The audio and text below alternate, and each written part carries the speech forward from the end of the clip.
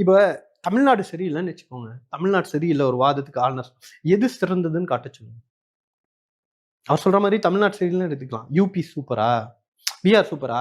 இந்தியாலயே எது சூப்பர்ன்னு காட்டுங்க. இதுக்காக தான் நீங்க கேட்ட மாரி முழுசா எங்ககிட்ட உரிமைய குடு, முழு பணத்த எங்க கிட்ட குடு. இப்ப உங்களால கேள்வி கேட்க முடியுமா ஆளுநர்ல? 2200 கோடி பணம் தரலைங்க. பள்ளிக்கூடம் சரியில்லைன்றீங்கல்ல, கல்வி சரியில்லைன்றீங்கல்ல. அந்த பள்ளிக்கூடம் சரியில்லாமல் இருப்பதற்கு நீங்கள் குடுக்காத 2200 கோடி ரூபா ஒரு காரணம் அப்படின்னு பிஜேபிய பார்த்து அவர் கேட்பாரா? பிஜேபி அரசாங்கத்த பார்த்து கேட்பாரா? அப்படி கேட்டா அவருடைய நியாயத்த புரிஞ்சுக்கலாம். ஒரு எலெக்ஷன் இயர்.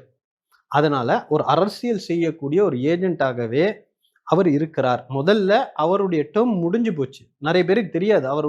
அவர் வந்து காலாவதியான ஆளுநர்.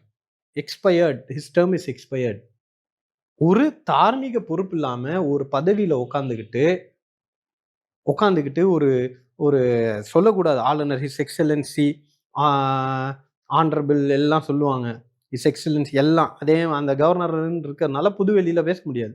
உட்காந்துக்கிட்டு இங்க அரசுக்கு மக்களால் தேர்ந்தெடுக்கப்பட்ட ஒரு ஜனநாயக அரசை சீர்குலைக்கக்கூடிய வேலையை செஞ்சுக்கிட்டு இருக்கிறவருடைய வார்த்தைகளை சீரியஸா எடுத்துக்க மாட்டாங்க.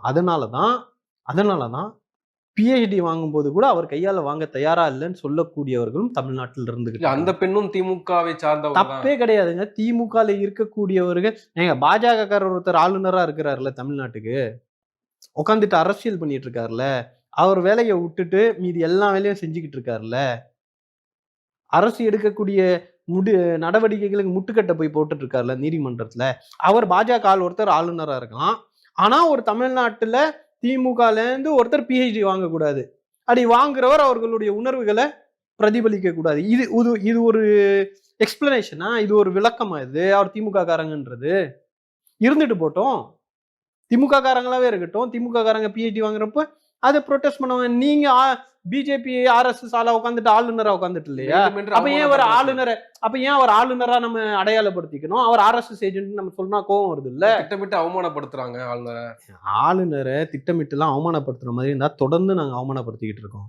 அவர் தான் ஒட்டுமொத்தமாக தமிழ்நாட்டு மக்களை அவமானப்படுத்திக்கிட்டு இருக்காரு.